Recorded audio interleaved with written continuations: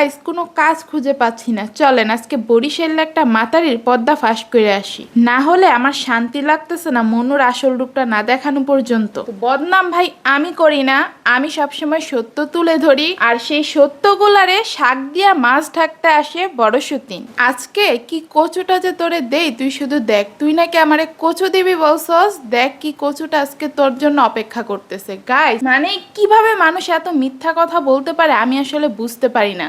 ওই বড় সতীনের বাচ্চারা না দেখলে আমি বুঝতেই পারতাম না মানুষের মুখ দিয়ে এভাবে অনর্গল হাসতে হাসতে মানুষজন মিথ্যা কথা মানে কোনো ধরনের কোনো সংকোচবোধ ছাড়াই বলে দিতে পারে। আমি মানে জীবনে কল্পনাও করতে পারতাম না মানুষজন এই রকমের হইতে পারে। তো যাই হোক গাইস, সব কিছুই আপনাদেরকে বলবো, তার আগে এই যে দেখেন আমার শাশুড়ি মা আমার জন্য নারায়ণগঞ্জের সেরা মিষ্টি নিয়ে আসছে সুইট নেশনের। বলছিল সে আমারে যে আমার ভাই প্রমোশন পাইছে, আমাকে একদম নারায়ণগঞ্জের সেরা মিষ্টি এনে খাওয়াবে, তো আলহামদুলিল্লাহ এনে দিছে। তো এদিকে 3 কালারের মিষ্টি ছিল, আর 3 কালারের মিষ্টি 3 রকমের টেস্ট, 3 রকমের মজা ছিল গাইস। তো এখান থেকে হচ্ছে কয়েকটা মিষ্টি খাওয়া হয়ে গেছে, তারপরে আবার শাশুড়ি আম্মা তার মানে হসপিটালে নিয়ে গেছে যাওয়ার সময়। তো যাই হোক, যে কয়টা আছে এগুলো আবার আমাদের মানে কয়েকটা খাওয়া হয়ে যাবে এখন, কারণ আমি হচ্ছে পরোটা বানাবো। পরোটা মিষ্টি দিয়ে খেতে কিন্তু খুবই মজা লাগে, যদিও বা আমার কাছে রুটি দিয়েই সবচেয়ে ভালো লাগে। তবে বাচ্চার তারপরে ঘরে আমার শ্বশুর আছে, আমার ক্যামেরাম্যান আছে, তাদের জন্য আর কি পরোটা বানানো। তো গাইস দেখেন জামাই যে আমার টক দই এনে দিছিল, ওই টক দইয়ের বক্সটারে থেকে আমি কিভাবে কাজে লাগাইছি। মানে এত বড় একটা বক্সের মধ্যে তো আটা থাকে, রুটি বানানোর টাইমে ওই বড় বক্সটা নিয়ে বসতে আমার খুবই বিরক্ত লাগে, ওইটার মধ্যে বারবার হাত ঢুকাইতে। এই কারণে টক দইয়ের এই বক্সটার মধ্যেই নিছি, খুব একটা ঝামেলাও লাগবে না, আর আমার কাছেও খুব কমফোর্টেবল লাগবে। আর গাইস একটা প্রশ্নের উত্তর আমি শুরুতেই দিয়ে দেই, এই যে চাদর নিয়ে যত ঝামেলা চলতেছে এটা নিয়ে তো আমি মানে রিসেন্ট কোনো কথা বলি নাই, বড় সতীন অনেক বড়বড় করে গেছে। চাদর নিয়ে উত্তরটা দিয়ে দেই, মানে বড় সতীনটা না আমি সাদে চুন্নি বলি না গাইস, ও যে চুন্নি শুনেন, জামাই 2টা চাদর আনছে 2 জনের জন্য, এনেই কিন্তু বলছে যে একটা বড় বউয়ের জন্য আর একটা ছোট বউয়ের মা বাবা আসছে, ওর রুমে ভালো চাদর নাই, এই কারণে হচ্ছে এনে দিছে যাতে আমি চাদরটা বিছায়ে আমার মা বাবারে দেখাইতে পারি যে না আমার ঘরে সুন্দর চাদর আছে। ওই চুন্নি বড় সতীন করলো কি, মানে আমার চাদরটাও নিছে ওর চাদরটাও নিছে, এখন নিয়া বলে কি জামাই নাকি বলে ওরে 2টা চাদরই এনে দিছে, দামি দামি চাদর, আমি নাকি ওই দামি চাদরের লোভ সামলাইতে পারি না। মানে আমার শাশুড়ি তো সবসময় আমাকে ভালো জিনিসটা এনে দেয় আমারে মেয়ের মতো দেখে, তাহলে আমারে কেন 2টা চাদর এনে দিতেছে না দামি দামি দেখে, মানে ইত্যাদি আরো অনেক কিছু বলছে। বলি কি দামি চাদর ও যেভাবে বলতেছে গাইস মনে হয় কি চাদরগুলো এক একটা দাম 5-6 হাজার টাকা করে, কিন্তু আমাদের ঘরে রেগুলার যে চাদরগুলো আমার শাশুড়ি আম্মা বিছায় ওইগুলাই 1200 টাকা করে। এখন কি কম দামের চাদরের যুগ আছে রে ভাই, মানে 1200 টাকা হচ্ছে যেইগুলো আমরা রেগুলার ইউজ করি চাদর, আর যেটা জামাই আনছে সেটার দাম হচ্ছে 1600 টাকা। এর আগে তো আমি 2টা কিনছিলাম, তো দামটা আমি খুব ভালো করেই জানি যে কত টাকা নিছে। 1600 টাকা, মাত্র 400 টাকার ব্যবধান। কিন্তু মানে ফকিন্নি যে গাইস কথাবার্তায় প্রমাণ দেয়, এমনভাবে দামি দামি করতেছে ভাই, চাদরের দিকে কেউ এমনভাবে লোভ দেয়, কিন্তু জামাই তো শখ করে জিনিসটা আনছিল আমার জন্য, তো জামাইয়ের জিনিস আমি দাবি করব না, আমার জামাইয়ের হক না বলে আমি যেমনে মন চাই এমনি আদায় করতে পারবো, সেটা নিয়ে তুই কোনো বাড়াবাড়ি করবি না, তাইলে এখন বাড়াবাড়ি করস কেন? আর গাইস ও তো চুন্নির চুন্নি ফকিন্নি, তারপরে কতটা চালাক, মানে একটা কথা আজকে বলি, অতি চালাকের গলায় দড়ি, বেশি চালাকি করতে গিয়ে দেখিস নিজের দলায় মানে গলায় কেমনে দড়িটা আটকায়। তো গাইস ও বলছে কি আমার মতো লোভী নাকি ও না, আমার মতো খারাপ ও না, তো এই কারণে ও হচ্ছে একটা চাদর ওর রুমে বিছাইছে, আরেকটা চাদর নিয়ে বিছাইছে হচ্ছে মাঝখানের রুমে, মানে আমার চাদর বিছাইছে আমার জিনিস নিয়ে আমার সাথে আসছে ও বড়াই দেখাইতে। তো বলি কেন মাঝখানের রুমে চাদরটা বিছাইছে, এখন যে 2টা নিয়ে নিছে অডিয়েন্স তো খুব ভালো করেই জানে 2টা চাদরের একটা হচ্ছে আমার জন্য আনছে আরেকটা হচ্ছে ওর জন্য আনছে, এখন যদি ও 2টা নিয়ে নেয় অডিয়েন্স তোরে দিবে না কচুটা, আমার কচু দেওয়া লাগবে না, অডিয়েন্সই তোরে কচু জুতার বাড়ি সবই দিবে, আমারে কেউ জুতার বাড়ি দিতে আসবে না, আমারে দেখলে সবাই চুম্মাই মারবে। ওই কমেন্ট বক্সে একটু ফটফট তোর পক্ষ সবাই নেয় দেখা, নিজেরা অনেক আসমানের পরিভাব্য বসে থাকিস না। তো ও বিছাইছে কারণ মানুষজন ওরে খারাপ বলবে, মানুষের কথা তো আবার খুবই কানে নেয় ওরা, তো এখন বিছাইয়া হচ্ছে মনে করেন যে কয়দিন একটু বিছায় রাখবে, বিছে ও ওর কাছে নিয়ে আসবে, ওর রুমে চাদরগুলো বিছাবে, মাঝখান থেকে কি হবে বিষয়টা, ওই যে আমি একটু কি কথা বলছি বলবে কি ছোট সুদিন অনেক বাড়াবাড়ি করছে, এই জন্য আমি দুইটা চাদরই নিয়ে নিচ্ছি। কারণ আমার তো আবার লাজ লজ্জা নাই, আমি মানুষের জিনিস নিয়ে নিতে, মানুষের লাইফ নষ্ট করতে, মানুষের জিনিসপত্র নষ্ট করতে খুবই পছন্দ করি। পরবর্তীতে দেখবেন যে ঠিক এভাবেই কথাগুলা বলতেছে। যাই হোক গাইস, চাদরের বিষয় তো গেল, অনেকেই বলছেন চাদরটা যাতে আমি তুলে নিয়ে যাই আমার রুমে। কেন ভাই, আমি কি ওর মতো মানে ছোট মন মানসিকতা নিয়ে ঘুরি? চাদর বিছাইছে, ও ইউজ করে ফেলছে, ওর ইউজ করা জিনিসটা আমি নিব? তো যাই হোক গাইস, এখন অন্য কথায় আসি। আরো যে কত কিছু ও বলছে, মানে পাকনা পাকনা কথা এত বলতে পারে, এত পাকনা কথা বললে মানে তুই বড় কেন, তুই যদি মুরব্বীও হয়ে যাস, বুড়ি মানে লাঠি নিয়ে ঘুরোস, তারপরেও তোর কেউ সম্মান করবে না, জীবনও সম্মান পাবি না। আর তুই বলছস না যে আমার নাকি মাথা নষ্ট হয়ে গেছে, আমি নাকি হচ্ছে জামাই যা বলে গেছে সেটারই কপি করছি। ভাই আমার জামাই আমি কপি করছি, এটা নিয়ে তোর এত মাথা ব্যথা কেন? হ্যাঁ, তোর এত মাথা ব্যথা কেন? আমার জামাইয়ের আমি কপি করবো, 100 বার করবো, 1000 বার করবো। আমার জামাইয়ের সাথে তো আমার কোনো সমস্যা নাই, তুই চুন্নির সাথে না আমার যত সমস্যা। চুন্নি জামাইরে চুরি করে নিয়ে গেছস, জামাইরে আমার কাছ থেকে দূরে রেখে রাখছস, আবার মুখ দিয়ে এত বড় বড় লেকচার তোর কেমনে রে বাইর হয়?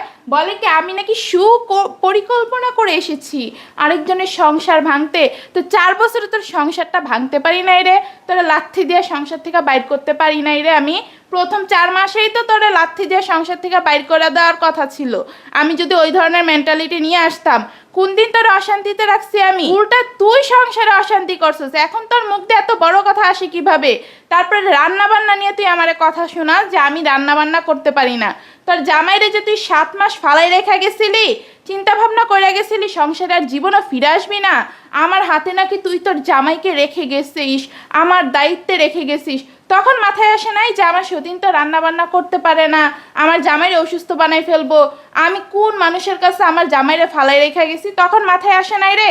এখন আমার পিছনে লাগতে খুবই মজা লাগে, তুই তো এটাই চাইছিলি যে আমি মানে আমার মেজাজ খারাপ হয়ে গেলে যে আমি কোন লেভেলে যাইতে পারি, আমার সাথে কেউ বেইমানি করলে যে আমি জীবনে এটা সহ্য করতে পারি না, এটা তো তুই খুব ভালো করেই জানতি। কারণ তুই তো একটা সময় আমার কলিজার ফ্রেন্ড ছিলে। আর গাইস, কলিজার ফ্রেন্ডরাই না যার জন্য আপনি লাইফ একদম শেষ করে দিবেন, ওরা আপনারে যে এমন দুঃখটা জীবনে দিবে, যেই চোখ উল্টানিটা, যেই বেইমানিটা করবে, আজীবন সেই দাগ আপনার মনের মধ্যে রয়ে যাবে।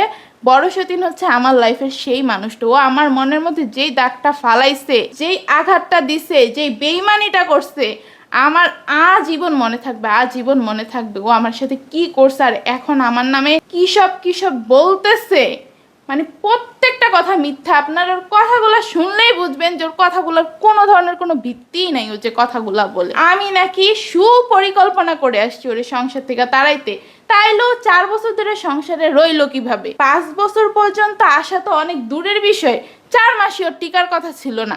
ওই ধরনের মেন্টালিটি নিয়ে আসছে জামাই তোরে ভালোবাসে, জামাইরে যদি আমি ওই রকম লুতুপুতু করতাম, তোরে মানে বড় সতীন মেজাজ খারাপ করিস না বইলা দিলাম, সামনে কিন্তু মনে কর যে আমার মেজাজ খারাপ করলে কি হবে আমি নিজেও জানি না। তো আমি বারবারই একটা কথা তোরে বলি, জামাই নিয়ে তোর একলা থাকতে মন চাইছে, জামাই চুন্নি চুন্নি, তুই সারাদিন মানে দরজা আটকায় বসে থাকস, দরজা আটকায় বসে থাক, আমার পিছে লাগতে আসবি না।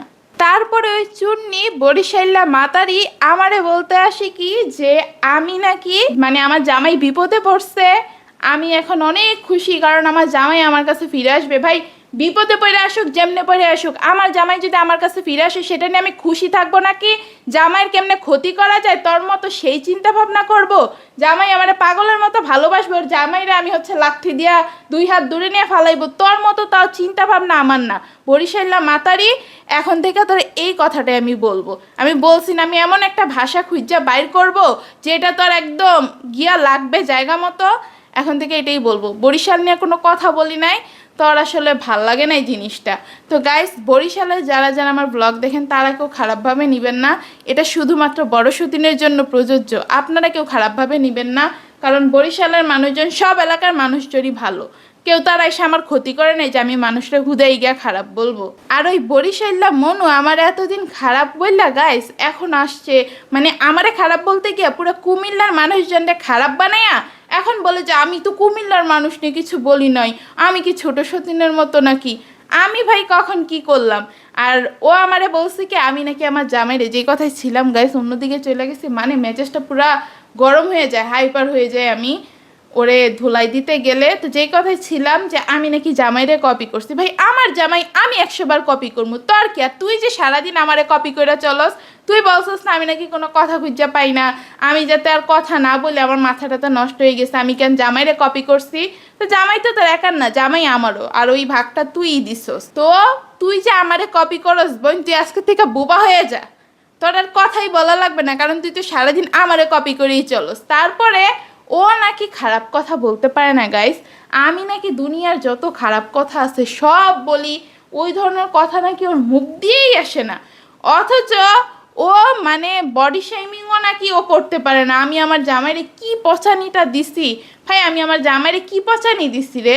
আমি জাস্ট একটা উদাহরণ দিছি, বুঝাইছি, মাথার মধ্যে তো মানে ন্যূনতম ঘিলুটাও নাই, শুধু পকপকানির বেলা পারস মানুষজন এসে কি একটু তাল দেয়, ওইটা দেখে মনে করস যে কি একটু বটবট কইরা জাস্ট জ্ঞান জ্ঞান কইরা মানে স্ক্রিপ্ট লেখা, স্ক্রিপ্ট একটা সাজাইয়া গুগল টুগুল সব কিছু ঘাইটা মানে নিজেরে নিজে অনেক ভালো কিছু একটা মনে হয় মনে করে ফেলতেছস। তো ও খারাপ কথা বলতে পারে না গাইস, ও খেচ্চর।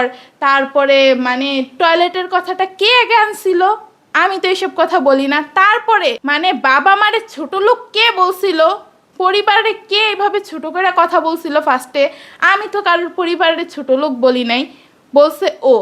তারপরে খেচর, তারপরে মানুষজন খায়, মানে একটা মানুষ খাইতে পারে ওইটা নিয়ে ওর সমস্যা। ওইটারও বলে কি যে লোহা ইট পাথর যা আছে সব নাকি মানুষজন খাইয়ে হজম করে ফেলতে পারে। মানে তুই ভাই বলতে কোন জিনিসটা বাকি রাখছস?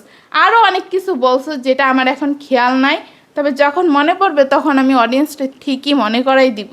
তারপরে ও আরেকটা কথা বলছে রান্নাবান্নার বিষয় নিয়ে, যে আব্দুর রহমান হওয়ার 1 সপ্তাহ পরে নাকি ও হচ্ছে টুকটাক রান্না বান্না করতো। ভাই তুই তো এটা আমি বসতেই পারতি না আব্দুর রহমান রে নিয়া, তুই মানে কি বলস বোন, তুই এত মিথ্যা কথা কেমনে পারস বলতে? আমি তো এই জিনিস বুঝি না। ও নাকি 1 সপ্তাহ থেকে রান্না বান্না শুরু করছে, তোর মাই তো ছিল 2 সপ্তাহ, টানা 2 সপ্তাহ আমি রান্না করছি, এরপরও আমি রান্না করছি, তুই অনেক পরে গিয়ে রান্না বান্না করছিস, ভুইলা গেছস? একদিন একটু পাকনামি করে কাজ করতে গেছিলি, এরপরে অবস্থাটা যে কি টাইট হয়েছিল, 1 সপ্তাহ বিছানায় পড়েছিলি, সব ভুইলা গেছস? মানে নিজের নিজে কেমনে বড় বানাবি ওই টাইমে তুই সবই ভুইলা যাস, তোর যে কে কোন উপকার করে, কে যে কোন টাইমে তোর কোন ভালোটা চাইছিল সব ভুইলা যাস। ওই মানুষটা তুই শত্রু বানাইতে 1 সেকেন্ড দেরি করস না। ও নাকি আব্দুর রহমান হওয়ার 1 সপ্তাহ পর থেকে রান্না বান্না করছে। মানে গাইস ওই যে আমি জামাইরে হচ্ছে একটু রান্না বান্না কইরা খাওয়াই, মানে জামাইর আমার রান্না বান্নাগুলো ভালো লাগছে। জামাই ভাবতো কি আমি কাজ বাজ করি না দেখা, যে আমি হয়তো বা কোনো কাজ পারি না বা ঠিকঠাক মতো রান্না বান্না করতে পারি না, জামাই এই ধরনের কিছু ভাবতো। তো যখন দেখছে যে আমি রান্না বান্না করতেছি না, আমার রান্না বান্না ভালোই, সব কিছু ঠিকঠাক মতোই হয়, তার কাছেও ভাল লাগতেছে। ওইটা ওই 1 সপ্তাহের মধ্যেই বড় সতীনের সহ্য হয় নাই, গেছিল পাকনামি করে রান্না করতে, তারপরে মানে মজাটা বুঝছে আর কি। আর ওইটারই ও বানাই দিছে যে ও 1 সপ্তাহ পর থেকে নাকি রান্না বান্না করা শুরু করে দিছে।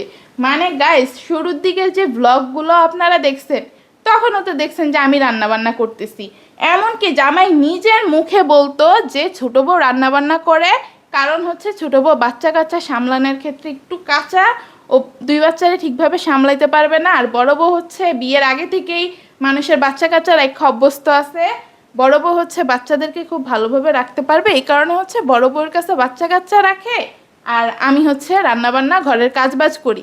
গাইস আপনারা ভুলে গেছেন যারা একদম শুরু থেকে আমার অডিয়েন্স, যে আমি রান্নাবান্না সব করতাম। তো বুঝেন এই মিথ্যাবাদীরা, আমি মিথ্যাবাদী কেন বলি, ওর একদম অ্যালার্জি উঠতে যায় যে না ও নাকি সব রান্নাবান্না করে। 2 দিনের কি রান্না করতে এসে নিজের এখন বাবুর্চি মনে করস নাকি বড় সতী?